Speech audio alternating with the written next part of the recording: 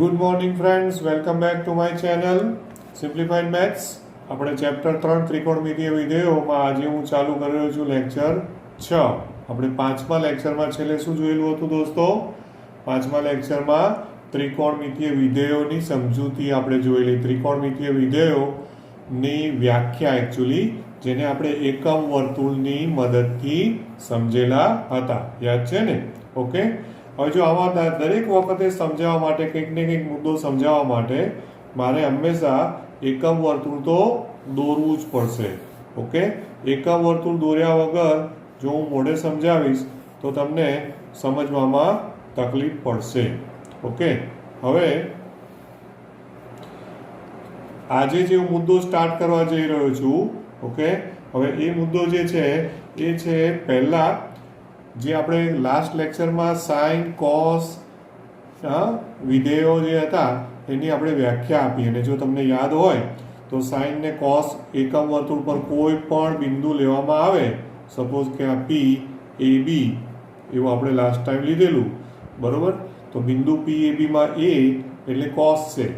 એ કોની રજૂઆત કરે છે? કોસની. અને બી કોની રજૂઆત કરે છે? સાઇનની. યાદ છે ને દોસ્તો? ઓકે. આ ઉગમ બિંદુ છે. ધારો કે આને આપણે આમ જોડી દઈએ ખૂણો, રાઈટ?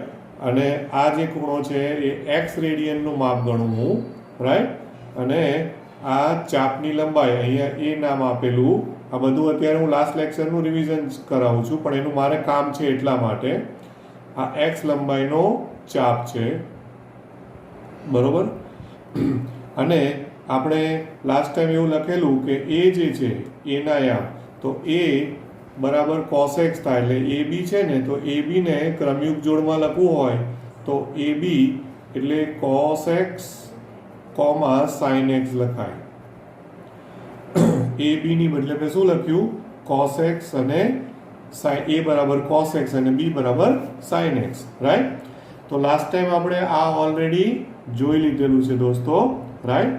અને બીજું ધન દિશામાં અને ઋણ દિશામાં આપણે બધા ખૂણાઓના રેડિયન માપ લખેલા, યાદ છે ને?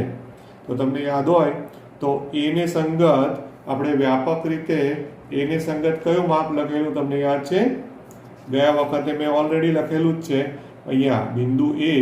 તો એને સંગત તમારે x નું મૂલ્ય વ્યાપક રીતે લખવું હોય તો 2n પાઈ આવે છે અહીંયા. 2n પાઈ x નું મૂલ્ય. Okay, right? ક્લિયર ના વંચાતું હોય તો ફરી વાર લખી દઉં છું. x નું મૂલ્ય અહીંયા લખું છું 2n પાઈ, બરોબર? આ a, પછી અહીંયા a ડેશ. હા, a ડેશ ને સંગત જો યાદ હોય તો x નું મૂલ્ય આપણે લખેલું 2n-1 અથવા તો 2n+1 પાઈ. હા, આ બધામાં n બિલોંગ્સ ટુ z છે, યાદ છે ને? ઓકે. પછી આ બી છે. બી ને સંગત આપણે મૂલ્યો જો લાસ્ટ ટાઈમ લખેલા એ શું હતું? બી ને સંગત અહીંયા 4n+1 પાઈ/2. બધામાં n બિલોંગ્સ ટુ z તો ખરા જ, બરોબર? અને આ બી ડેશ, રાઈટ? તો બી ડેશ ને સંગત આપણે લખેલા 4n-1 પાઈ/2, n belongs to z. આ લાસ્ટ ટાઈમની આકૃતિ દોરેલી એની જ સેમ આકૃતિ મેં ફરી એકચ્યુઅલમાં રિપીટ કરી છે દોસ્તો. હવે રિપીટ કરવાનું એક રીઝન છે કે મારે આજે તમને સાઇન, કોસ, સેક, કોસેક, ટેન અને કોટ એ બધાના પ્રદેશ, કારણ કે બધા વિધેયો છે, આ બધા વિધેયો છે. વિધેયો છે એટલે સાઇન વિધેય છે. તો વિધેયનો મારે એનો પ્રદેશ, એનો સહપ્રદેશ, એનો વિસ્તાર આજે આપણે ખાલી એની ચર્ચા કરવી છે એટલા માટે. ઓકે. હવે જોજો કે આપણે બીજું એ જાણો છો તમે કે બિંદુ એ ને સંગત આપણે એ ને સંગત 1 0 લખેલા, યાદ છે ને? બી ને સંગત 0 1, પછી a ડેશ ને સંગત -1 0 અને બી ડેશ ને સંગત 0 -1, રાઈટ? આ રીતે આપણે લખેલું હતું. ઓકે. હવે મારે પ્રદેશ અને બધું કહેવાનું છે આજે દરેક વિધેયનું, તો એની પહેલા હું તમને કહી દઉં કે સાઇન અને કોસ વિધેયની પહેલા વાત કરું. સાઇન અને કોસ વિધેય છે ને એ બેઝિક, મતલબ કે એમાંથી બેઝિક મતલબ શું કે મૂળભૂત કહેવાય, બાકીના 4 એના ઉપરથી જ આવેલા છે. સાઇન અને કોસ જો આવડતા હોય તો સાઇન અને કોસની ઉપરથી બાકીના 4 તમે શોધી શકો આરામથી, બરોબર છે, સમજી પણ શકો. એટલે પહેલા હું લઉં કે ભાઈ સાઇન વિધેય છે ને, હવે ધ્યાન આપજો, હું ટાઇટલ લખું છું. એ એકચ્યુઅલમાં સાઇનનું આખું SINE છે, પણ એમાંથી જ્યારે આપણે સંકેત વાપરો છો ને તો તમે નથી લખતા, આપણે ખાલી સાઇન થીટા અથવા તો સાઇન એક્સ એમાં લખતા નથી, બાકી આખું એનું સાઇન છે, બરોબર, સ્પેલિંગ. હવે સાઇન વિધેય જે છે, સાઇન વિધેય ના શૂન્યોનો ગણ, આવું લખું છું ટાઇટલ, સાઇન વિધેયના શૂન્યો નો ગણ. ઓકે, તો ધ્યાન આપજો, સાઇનનો શૂન્યોનો ગણ. હવે જો આ તમારી પાસે આકૃતિ છે, હવે તમને આઈડિયા આવશે કે મેં આ આકૃતિ શું કામ દોરી. સાઇન વિધેય એટલે હમણાં જ આપણે વાત થઈ, જે પણ એકમ વર્તુળ પર બિંદુ હોય એ બિંદુનો કયો યામ લેવાનો? વાય યામ. બી એટલે કે વાય યામ. તો વાય યામ સાઇન એક્સ છે, બરોબર છે, બી બરાબર સાઇન. આવું એકમ વર્તુળ પર કોઈ પણ હોય, વાય યામ એટલે સાઇન અને એક્સ યામ એટલે કોસ. આ હંમેશા કાયમી ધોરણે યાદ રાખવાનું છે. ઓકે, ખાલી આ ચેપ્ટર પૂરતું નહીં. તો સાઇન વિધેયના શૂન્યોનો ગણ એટલે શું થાય દોસ્તો? ધ્યાનથી જો, સાઇનનું મૂલ્ય 0 ક્યારે આવે? શૂન્યનો મતલબ શું? આ એવું કહેવા માંગે છે કે સાઇનનું મૂલ્ય 0 ક્યારે આવે? તો મને કહો કે એકમ વર્તુળ પર સાઇન એટલે કયો યામ? વાય યામ. તો એકમ વર્તુળ ઉપર વાય યામ 0 ક્યાં આવશે? તો એક્સ અક્ષ ઉપર આવે કે નહીં દોસ્તો? આ એક્સ અક્ષ છે, જો આ એક્સ અક્ષ છે, આ વાય અક્ષ છે, બરોબર ને? ઓકે, તો આપણને ખબર છે, તમે ગ્રાફ દોરો છો તો એક્સ અક્ષ ઉપર વાય યામ 0 આવે કે નહીં? જો એના યામ મેં શું લખ્યા છે? એના યામ અહીંયા જુઓ તો 1 0. એ ડેશ ના યામ શું લખ્યા છે? -1 0 લખ્યા છે, રાઈટ. આ બે બિંદુઓ એવા છે, એ અને એ ડેશ, એ બંને બિંદુઓ આગળ સાઇનનું મૂલ્ય 0 થાય, શૂન્ય. આ એ અને એ ડેશ આગળ સાઇનનું મૂલ્ય શું થાય દોસ્તો? 0 થાય. આ સિવાય બીજે ક્યાંય 0 ના થાય. સાંભળી લેજો, સાઇનની કિંમત એ અને એ ડેશ સિવાય સાઇનની કિંમત બીજે ક્યાંય 0 થાય નહીં. તો એને સંગત શું છે? 2n પાઈ છે, રાઈટ. એને સંગત અહીંયા 2n પાઈ લખ્યું છે આપણે, બરોબર ને? અને એ ડેશ ને સંગત 2n + 1 પાઈ છે. આપણે લાસ્ટ લેક્ચરમાં જોયું હતું, અહીંયા બધા પાઈના બેકી ગુણકો આવે છે, અહીંયા બધા પાઈના એકી ગુણકો આવે છે. આ બધું લાસ્ટ લેક્ચર યાદ છે ને? 2 પાઈ, 4 પાઈ, 6 પાઈ આ બાજુ પાઈ, 3 પાઈ, 5 પાઈ, 7 પાઈ આ બાજુ. તો બંનેને ભેગા કરી દો, મિક્સ, એ અને એ ડેશને ભેગા કરી દો, તો શું થાય? આ બાજુ બધું યુગ્મ અને આ બાજુ બધું અયુગ્મ. તો યુગ્મ અયુગ્મ ભેગું થાય, તો એને મારે ગણ તરીકે લખવો હોય વ્યાપક રીતે, તો હું શું લખી દઉં છું? n પાઈ. શું લખું છું? n પાઈ, કે જ્યાં n બિલોંગ્સ ટુ z. આ સાઇનના શૂન્યોનો ગણ છે. ઓકે, હવે મેં n પાઈ લખ્યું ને દોસ્તો, એનો મતલબ મેં a અને a ડેશ બંને લાંબા આવી ગયા, બંને લખી કાઢ્યા. ઓકે, ચેક કરો, n બરાબર 0 લો તો અહીંયા આવે, n બરાબર 1 લો તો a ડેશ આવે, 1 અહીંયા પાઈ આવે કે નહીં? n બરાબર 2 લો તો 2 પાઈ, તો 2 પાઈ અહીંયા આવે. n બરાબર 3 લો તો 3 પાઈ, n બરાબર 4 તો 4 પાઈ, n બરાબર 5 તો 5 પાઈ. તો જો a ડેશ આવતા જશે આ રીતે, છે કે નહીં? ઓકે, સમજાય? હવે આ સાઇનના શૂન્યોનો ગણ થયો. હવે એવી જ રીતે સાઇનના જે શૂન્યોનો ગણ લખ્યા, એવી જ રીતે હવે બીજું આપણે શું જોઈશું દોસ્તો? સાથે સાથે કોસના શૂન્યોનો ગણ. ઓકે, કોસનું આખું નામ કોસાઇન છે. કોસ છે ને, એને આખું ઇંગ્લિશમાં શું લખાય છે? કોસાઇન. તો કોસાઇન વિધેય ના શૂન્યો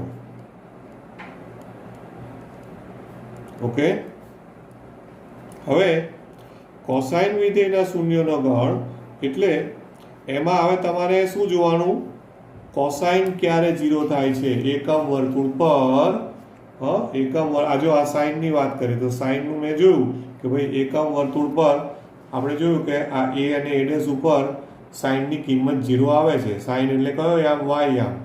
હવે મારે કયો જોવાનો દોસ્તો, કોસ યામ. કોસ એટલે x યામ જોવાનો. તો આપણને આલેખ ફરી પાછો ખબર હોય તો તમને ખબર છે કે ભાઈ આલેખમાં y અક્ષ ઉપર નું કોઈ પણ બિંદુ લો y અક્ષ ઉપર તો એનો x યામ 0 આવે. y અક્ષ ઉપરનું કોઈ પણ બિંદુ લો તો એનો x યામ 0 આવે કે નહીં? Okay, right.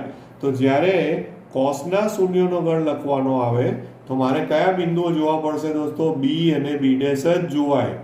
જો b ના સંગત યામ શું છે, 0 1. તો 0 શું છે, કોસ છે ને, 0 એટલે x યામ. અને અહીંયા b' ને સંગત પણ 0 -1. તો આમાં પણ 0 છે કે નહીં? તો માત્ર બે જ બિંદુઓ છે, b અને b'. માત્ર બે જ બિંદુઓ આગળ કોસનું મૂલ્ય 0 થાય. એ સિવાય કોસનું મૂલ્ય ક્યાંય પણ 0 થતું નથી દોસ્તો. Okay, right. તો પછી આ બંનેને b અને b' ની કિંમતોને મારે એક સાથે, આમાં કેમ n પાઈ લખ્યું એવું આમાં પણ મારે લખવાનું થશે. ઓકે, તો જો એનો આપણે ગણ લખીએ ઇક્વલ ટુ, બરાબર છે, હા, જે પણ લખીએ તો એનો આન્સર જોજો વ્યાપક રીતે, હા, અને એમાં b ને b' બધું આવી જશે. આપણે ચેક કરીએ, જો 2k + 1 π/2 k જ્યાં n belongs to z. Okay, ખ્યાલ આવે છે, રાઈટ. આવો કોસના શૂન્યનો ગણ મેં લખ્યો અને એમાં ધ્યાન આપજો દોસ્તો, b અને b' બંને આવી જાય છે. કેવી રીતે? તો તમે હવે ચેક કરો તો આ k લખ્યું ને આપણે એકચ્યુઅલી n કરી કાઢો, ચલો, એટલે પાછું તમને કન્ફ્યુઝન ના થાય. n આપણે બધે n વાપરીએ છીએ તો અહીંયા પણ હું n જ રાખું છું. ઓકે, ચાલો હવે ચેક કરો તો તમે n બરાબર 0 લો, n બરાબર 0 લેશો એટલે π/2 b આવ્યું.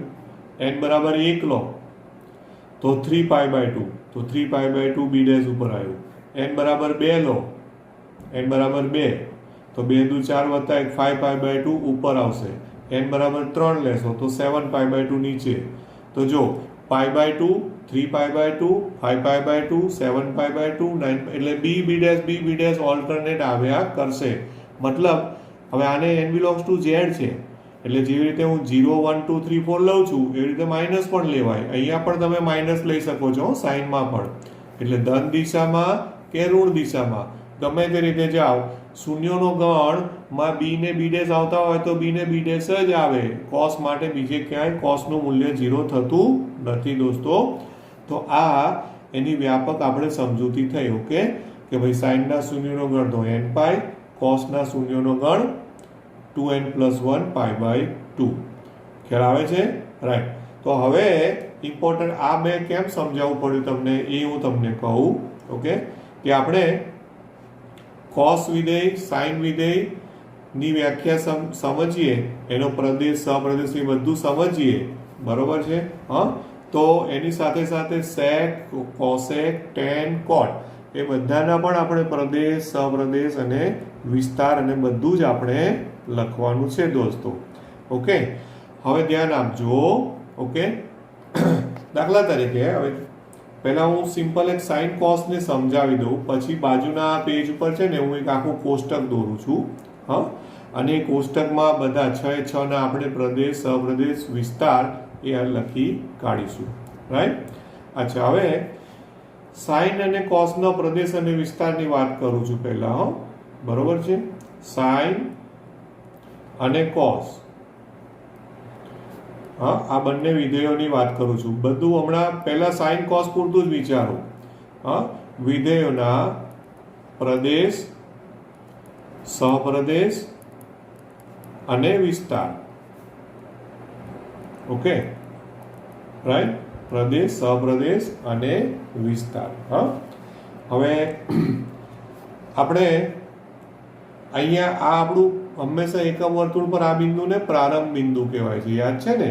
આ બિંદુ આપણું પ્રારંભ બિંદુ, એટલે ત્યાં x બરાબર 0 લેવાનું, x બરાબર 0. પછી જો આમ ધન દિશામાં જાઓ તો એક્સના મૂલ્યમાં એટલે કે એના રેડિયન માપમાં વધારો થાય ધન દિશા, અને ત્યાંથી જો આમ ઋણ દિશામાં જાઓ તો એના મૂલ્યમાં ઘટાડો થાય. એટલે ટૂંકમાં એક્સની કિંમત છે એ એક્સ બિલોંગ્સ ટુ આર કહેવાય છે. જ્યારે પણ તમે લખો ને તો એક્સ બિલોંગ્સ ટુ આર છે. એટલે ધન દિશામાં એટલે ધન વાસ્તવિક સંખ્યાઓ પણ આવી શકે, ઋણ વાસ્તવિક સંખ્યાઓ પણ આવી શકે, એવું કહેવાય કે નહીં? તો કોઈ પણ ખૂણા માટે સાઇન કોસનું મૂલ્ય મળે છે, ગમે તે ખૂણો. જો આમ ધન દિશામાં તમે ચક્કર માર્યા જ કરો તો એનો મતલબ એક્સના મૂલ્યો સતત વધ્યા જ કરશે. ખ્યાલ આવે છે? અહીંયા એક્સ બરાબર 0 થી શરૂ થાય, પછી π/2, π, 3π/2, 2π, 5π/2, 3π, હે ને? ઓકે, ખ્યાલ આવે છે? એ રીતે આગળ વધતા જાય 7π/2, 4π, હા, 9π/2, 5π, ચક્કર માર્યા જ કરો. તો એનો મતલબ, કહેવાનો મતલબ શું છે કે for all x belongs to R, ખ્યાલ સમજો, પ્રત્યેક એક્સ બિલોંગ્સ ટુ આર, હા, એક્સ એ રેડિયન માપ છે, એક્સ છે ને એ રેડિયન માપ છે.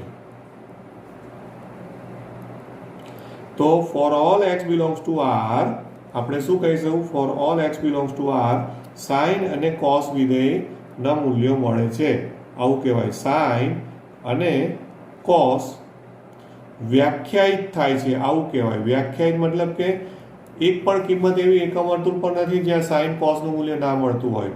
પ્રત્યેક એક્સ બિલોંગ્સ ટુ આર માટેની વાત છે. મતલબ કે ગમે તે ધન દિશામાં કે ઋણ દિશામાં ગમે તે લો, તમને કંઈક ને કંઈક કોસ ને સાઇન નું મૂલ્ય મળવાનું જ છે. Okay, right?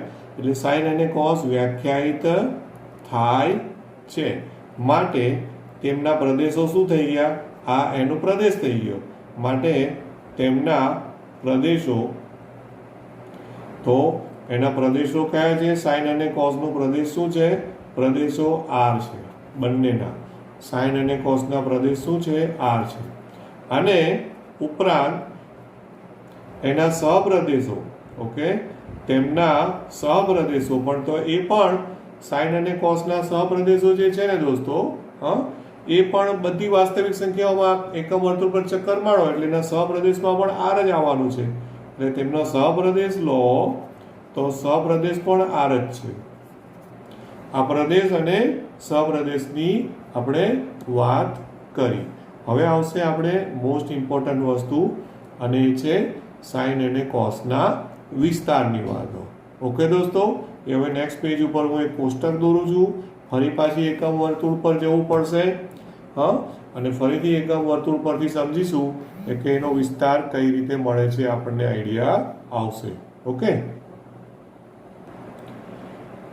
ચાલો હવે વિસ્તાર સમજવા માટે અને અન્ય વિધેયોના પ્રદેશ સહપ્રદેશને બધું બતાવવા માટે એક કોષ્ટક મેં બનાવ્યું છે. અને વિસ્તારને સમજવા માટે આપણે ફરી પાછું એકમ વર્તુળ પર જવાનું થશે દોસ્તો. ઓકે, ફરીથી એકમ વર્તુળ દોરું છું, ધ્યાન આપજો. હવે એકમ વર્તુળ દોર્યું, ત્યારબાદ આ A 1 0, આ x અક્ષ છે, આ B 0 1. તમે એટલી પ્રેક્ટિસમાં એટલી બધી વાર દોરશો ને દોસ્તો કે તમને ઓટોમેટિક યાદ રહી જશે. બરોબર છે? આ B ડેશ તો 0 -1, બરાબર? ઓકે, હવે ખાસ ધ્યાન આપજો જે મારે કહેવાનું છે કે આ જે મેં નીચે ખાના પાડ્યા છે એમાં પહેલું ખાનું છે, એમાં આવશે વિધેય, પછી એનો પ્રદેશ, પછી એનો સહપ્રદેશ, અને છેલ્લા ખાનામાં એનો વિસ્તાર. ઓકે, હવે એ મારે લખવા માટે, હા, એ લખવા માટે આપણે અહીંયા ધ્યાન આપવું પડશે દોસ્તો. પહેલા આ પહેલું ચરણ છે, ધ્યાન આપજો. એમાં કોસને જુઓ, માત્ર કોસ. તો અહીંયા કોસનું મૂલ્ય 1 છે, 1 માંથી 0 થયું, થાય છે કે નહીં? હા, એટલે કોસનું મૂલ્ય આમાં ધ્યાન આપજો, હું જે લખું છું એ કોસનું મૂલ્ય શું થાય છે 0 થી 1, બરોબર છે? આ રીતે બન્યું કે નહીં? કોસનું મૂલ્ય 0 થી 1 બન્યું, સમજાય છે? અહીંયા હવે કોઈને એવું થાય કે સર 0 થી 1 કેમ લખ્યું, 1 થી 0 લખ્યું છે, તો ચાલો એકચ્યુઅલમાં મેં નાની કિંમતથી મોટી કિંમત લખ્યું છે, પણ તમને કદાચ એ કન્ફ્યુઝન થતું હોય તો તમે એને 1 થી 0 કરી કાઢજો. ઓકે, 1 થી 0 થાય છે. હા, એટલે કોસનું મૂલ્ય 1 માંથી 0 થયું એટલે કોસનું મૂલ્ય શું થયું કહેવાય? ઘટે છે એવું કહેવાય. થાય છે? ધ્યાન આપજો, 1 માંથી 0 એટલે ઘટે છે. પછી હવે હું ખાલી કોસની જ હમણાં વાત કરું છું હો. પછી અહીંયા બી થી a' પર આવો તો કોસનું મૂલ્ય 0 છે, 0 માંથી -1 થાય છે, એટલે ફરી પાછું અહીંયા બીજું ચરણ, એમાં કોસનું મૂલ્ય શું થયું 0, 0 થી -1 એટલે ઘટે છે શબ્દ આવે ને તો ઘટે છે માટે આ 1 માંથી 0 ઘટતું હોય ને તો એના માટે આવો સંકેત વપરાય છે દોસ્તો, આમ એરો ડાઉન કરવાનો, ડાઉનવર્ડ એરો, એટલે એરો ડાઉનવર્ડ બતાવો ને નીચેની સાઈડ, એનો મતલબ ઘટે છે. હવે આમાં શું થયું 0 થી -1 એટલે ફરી પાછું કોસનું મૂલ્ય ઘટે છે. તો જો 1 માંથી 0 થયું, 0 માંથી -1 થયું. જો કોસ કઈ મૂલ્યો કઈ કિંમતો કોસ વિધેય પ્રાપ્ત કરે છે એ તમારે જોવાનું. ફરી પાછો હવે ત્રીજા ચરણમાં આવો તો ત્રીજા ચરણમાં તમે જુઓ આ -1 છે અને -1 માંથી શું થયું 0 થયું, એટલે ત્રીજા ચરણમાં કોસનું મૂલ્ય શું થયું -1 થી 0 એટલે વધ્યું કે નહીં? બરોબર. હવે ચોથા ચરણમાં આવો તો ચોથા ચરણમાં કોસનું મૂલ્ય તમે જુઓ તો 0 માંથી 1, 0 થી 1 તો ફરી પાછું એ પણ વધ્યું કે નહીં? સમજ પડે છે? તો હવે આમ જુઓ તો મેં એક ચક્કર પૂરું કર્યું. હા, તો શું થયું? પહેલા ચરણમાં 1 માંથી 0 આવ્યું, સમજો 1 માંથી 0, પછી બીજા ચરણમાં 0 માંથી -1, હા તો 1 થી 0, 0 થી -1, બરોબર છે. હવે આગળ ત્રીજા ચરણમાં ગયા તો પાછું -1 થી 0, તો જો જે ઘટ્યું હતું 1 થી 0 ઘટ્યું, 0 થી -1 ઘટ્યું, હવે પાછું -1 થી 0 પાછું વધ્યું અને 0 થી 1 ફરી પાછું વધ્યું, તો પાછા હતા ત્યાં 1 ઉપર આવી ગયા. અચ્છા, હવે તમે આના ઉપર ચક્કર માર્યા કરો તો કોસના મૂલ્યો કેવા પ્રાપ્ત થાય દોસ્તો? બોલો, કોઈ કહેશો? કોસનું મૂલ્ય તો અહીંયા 1 છે તો 1, 0, -1, 0, 1, ટૂંકમાં નાનામાં નાનું મૂલ્ય કયું આવે? -1 એનું ન્યૂનતમ મૂલ્ય છે અને એનું મહત્તમ મૂલ્ય +1 છે. સમજાય છે? હા, -1 એની નાનામાં નાની કિંમત છે, કોની? એની, એટલે કોસની નાનામાં નાની કિંમત -1, મોટામાં મોટી કિંમત +1 છે. સમજાય છે? ક્લિયર થાય છે આટલું? ઓકે, એટલે એનો મતલબ કે કોસનો વિસ્તાર થઈ ગયો.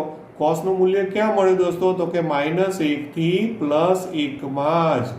કારણ કે હવે તમે જુઓ કે આ આપણું આ x અક્ષ છે, આ x અક્ષ છે અને આ y અક્ષ છે, બરોબર ને? તો આ બિંદુથી આ બિંદુ આટલું જ કોસનો વિસ્તાર છે. અહીંયા -1 નાનામાં નાની કિંમત, અહીંયા -1, અહીંયા +1, આટલામાં જ કોસની કિંમતો મળે. બાકી x અક્ષ ઉપર આ બાજુ જાઓ તો 1 કરતાં મોટો આન્સર આવે, પણ હવે 1 કરતાં મોટો આવે પણ એ તો એકમ વર્તુળ પર ના આવે ને. આપણે તો આ વર્તુળની બહાર તો જવાનું જ નથી, એટલે મેક્સિમમ વેલ્યુ કોસની 1 જ આવે અને મિનિમમ વેલ્યુ કોસની -1 જ આવે. આ સમજવા જેવી વસ્તુ છે હો, બરોબર. એનો મતલબ શું થયો? હવે મારે અહીંયા લખવું હોય તો બોલો, અહીંયા આપણે લખવું હોય તો પહેલું વિધેય કયું લખું છું? કોસ લખું. સપોઝ તો કોસમાં પ્રદેશમાં આપણે હમણાં જોયું r, સપ્રદેશ પણ શું જોયું? r. એ હમણાં આપણે જોયું કોસનો પ્રદેશ r, સપ્રદેશ r. વિસ્તાર, તો વિસ્તારમાં શું આવ્યું? -1 મિનિમમ +1 મેક્સિમમ. એટલે એક અંતરાલ આવ્યો, ક્લોઝ ઇન્ટરવલ -1 to 1. શું આવ્યું? Close interval -1 to 1. ઓકે, ખ્યાલ આવ્યો? તો આ થયું નંબર 1. બરાબર છે? હા.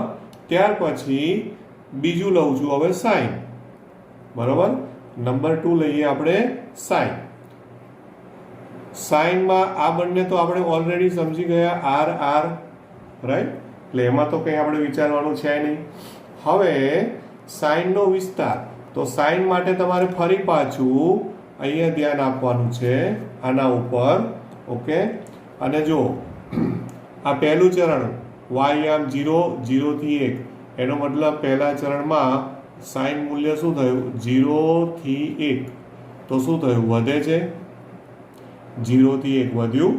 હવે બીજું ચરણ, બીજા ચરણમાં અહીંયા 1 છે, અહીંયા 0 છે. તો બીજા ચરણમાં સાઇનનું મૂલ્ય શું થયું? 1 થી 0. તો ઘટ્યું. હા, જો 0 થી 1 પાછું 1 થી 0. હવે ધ્યાન આપજો, ત્રીજું ચરણ આવ્યું. ત્રીજા ચરણમાં 0 થી -1, 0 થી તો ફરી ઘટ્યું, -1 આવ્યું. હવે ચોથું ચરણ આવ્યું. ચોથા ચરણમાં -1 થી 0, -1 થી 0. એટલે પાછું આ શું થયું? વધ્યું કે નહીં? હા, આ વધ્યું.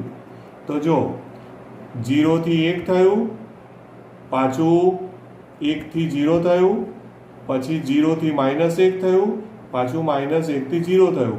તો ફરી પાછું તમે ધ્યાનથી ઓબ્ઝર્વેશન, આ અવલોકનની વસ્તુ છે આખી દોસ્તો. ઓકે, ઓબ્ઝર્વેશન તમારું કેવું છે એના ઉપર છે. હા, અવલોકન. હવે તમે ઓબ્ઝર્વેશન કરો તો સાઇનની કિંમત આમાં પણ ફરી પાછું y આમ જોવાનો, તો મહત્તમ કિંમત સાઇનની અહીંયા આવે છે જો 1, અને ન્યૂનતમ કિંમત અહીંયા આવે છે -1. હા, આની બહાર સાઇનના મૂલ્યો જતા નથી. ઓછામાં ઓછું જો અહીંયાથી થાય તો 0 થી 1 મહત્તમ આવી ગયું, 1 માંથી પાછું 0, 0 માંથી -1 ન્યૂનતમ આવી ગયું, -1 માંથી પાછું 0, પાછું મહત્તમ 0, ન્યૂનતમ 0, મહત્તમ 0, ન્યૂનતમ 0. ટૂંકમાં -1 એનું ન્યૂનતમ છે, +1 એનું મહત્તમ છે. સિમ્પલ. તો એનો વિસ્તાર પણ સેમ કોસ જેવો જ થયો દોસ્તો. કેટલો થયો કહેવાય? ક્લોઝ ઇન્ટરવલ -1 to 1 જ થયું. ખ્યાલ આવે છે આટલું? Okay, right. ત્યાર પછી ત્યાર પછી આપણે 3 નંબર લઈએ. હવે એક વખત સાઇન અને કોસ વ્યાખ્યાયિત થઈ ગયા ને, સાઇન અને કોસ. ત્યાર પછી બાકીના બધા હવે આ બંને ઉપરથી તમારે બનાવવાના છે, લેવાના છે. ઓકે, હવે સપોઝ કે હું લઉં છું સેક. બરોબર, સેક. હવે સેક એટલે તમને ખબર છે કે સેક એટલે 1/cos છે. આ તો તમે ભણેલા જ છો. સેક એટલે 1/cos. એટલે કયું વિધેય છેદમાં આવ્યું? કોસ વિધેય છેદમાં આવ્યું કહેવાય કે નહીં? તો છેદ 0 હોય ત્યારે, એટલે કે કોસનું મૂલ્ય જો 0 હોય, કોસનું મૂલ્ય 0, તો સેક વિધેય વ્યાખ્યાયિત થાય? ના થાય. જ્યારે કોસનું મૂલ્ય 0 હોય તો સેક વિધેય વ્યાખ્યાયિત થાય નહીં. એટલા માટે મેં તમને અહીંયા શૂન્યો સમજાવ્યા છે. હવે જો કોસના શૂન્યોનો ગણ કેટલો છે? આ રહ્યો 2n+1 π/2. આ કોસના શૂન્યોનો ગણ છે. તો આટલી કોસની કિંમતો આગળ, કોસની આ કિંમતો જે પણ હોય ત્યાં કોસનું મૂલ્ય 0 જ થાય છે. હા, અહીંયા કોસનું મૂલ્ય 0 જ થાય છે. રાઈટ? એ કઈ કિંમતો છે એકચ્યુઅલમાં એકમ વર્તુળ પર? બી અને બી'. તો આટલી કિંમતો મારે આર માંથી માઇનસ કરવી પડે. એટલે મારે હવે અહીંયા શું કરવું પડે દોસ્તો? આ જે આર છે ને પ્રદેશ, તો આર માંથી મારે -2n+1 π/2 n belongs to z કરી દેવા પડે. ઓકે, ખ્યાલ આવે છે? એટલે કોસના શૂન્યોનો ગણ મેં બાદ કર્યો તો જ એનો વિધેય વ્યાખ્યાયિત થાય. સહપ્રદેશમાં તો આર જ, બધાના સહપ્રદેશમાં આર જ લખવાનું. અને એનો વિસ્તાર છે ને એ જે કોસ હોય ને એનું વ્યસ્ત થાય દોસ્તો. એનું વ્યસ્ત એટલે શું? આ સંખ્યા રેખા પર તમને ખબર છે, હા, આમ સંખ્યા રેખા દોરો. માની લો કે મેં આ સંખ્યા રેખા દોરી. સંખ્યા રેખા ઉપર અહીંયા 0 છે, આ -1 છે, આ +1 છે. હા, તો હવે ધ્યાનથી જુઓ કે કઈ કિંમતો આવે બોલો. આ -1 થી +1 એટલે આટલો ભાગ છે, રાઈટ?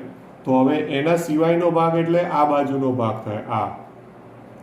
આ બાજુ એ બધું સેક ને કોસેક નો વિસ્તાર થાય, કારણ કે બંનેમાં સરખું જ છે. તો મેં આ ડાર્ક ભાગ કર્યો છે ને એ સેક અને કોસેક નો વિસ્તાર થાય. એટલે આ મેં સંખ્યા રેખા દોરી છે. એટલે સંખ્યા રેખા એટલે મેં શું દોર્યું છે? R. અને એમાંથી કઈ કિંમતો કાઢી નાખવાની? આ બધી કાઢી નાખવાની. -1 to 1. પણ મેં કયો અંતરાલ કાઢ્યો દોસ્તો? ઓપન ઇન્ટરવલ કાઢ્યો છે. ઓપન ઇન્ટરવલ શું કામ? કારણ કે -1 અને +1 આગળ સેક વ્યાખ્યાયિત થાય. એટલે -1 ને બાદ નહીં કરવાનું, +1 ને પણ બાદ નહીં કરવાનું. એટલે -1 અને 1 ની વચ્ચેની બધી જ કિંમતો મેં બાદ કરી દીધી. આ સમજો, બહુ સમજવા જેવું છે. -1 આગળ cos વ્યાખ્યાયિત છે એટલે -1 આવે તો sec પણ -1 થાય, ને cos +1 થાય તો sec પણ +1 થાય. એટલે -1 અને +1 આગળ sec મળે છે. એટલે ક્લોઝ ઇન્ટરવલ આખો બાદ નહીં કરી દેવાનો, ઓપન ઇન્ટરવલ બાદ કરવાનું. એટલે -1 અને 1 આની અંદર આના વિસ્તારમાં છે. ધ્યાન આપજો બરાબર. ઓકે, ચાલો. ત્યાર પછી ચોથું આવશે કોસેક. ઓકે, ચોથું લઉં છું એ છે કોસેક. હવે જે કોસેક છે એમાં કોનું વ્યસ્ત થશે એ આપણને ખબર છે, સાઇનનું વ્યસ્ત છે, રાઈટ? સાઇનનું વ્યસ્ત છે 1/sin. એટલે છેદમાં કોણ આવ્યું? સાઇન. તો મારે હવે હમણાં લખ્યું એ સાઇનના શૂન્યોનો ગણ n π બાદ કરી દેવો પડે. n belongs to z.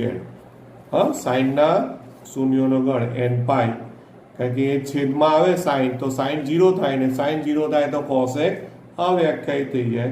એટલે r - n π કરવું પડે તો જ કોસેક મળે. અને આ તો r જ, અને વિસ્તાર આનો આ સેમ જ થાય દોસ્તો, કોઈ જ ફરક નહીં. ઓકે, વિસ્તાર જે છે, કારણ કે સાઇન અને કોસ બંનેનો આ વિસ્તાર સરખો છે, એટલે પછી સેક ને કોસેક નું સરખું જ થાય ને. ક્લિયર એટલું? ઓકે. ત્યાર પછી આવશે tan અને cot. તો પાંચમું લઉં છું tan. tan કોનો ભાગાકાર છે? sec અને sin અને cos નો. tan એટલે શું છે? sin upon cos છે. sin upon cos.